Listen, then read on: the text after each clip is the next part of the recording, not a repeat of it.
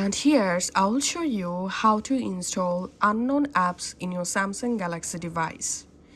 Go to your settings. In settings, go down and tap on apps. Here tap on this three dot and tap on special access.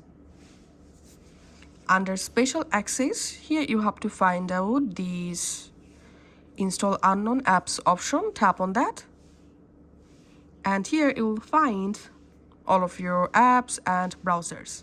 For example, I want to allow unknown apps download permission for Google Chrome browser. So here's I'm just turning on Google Chrome, and that's how you can go ahead and allow unknown apps install for specific apps or browser.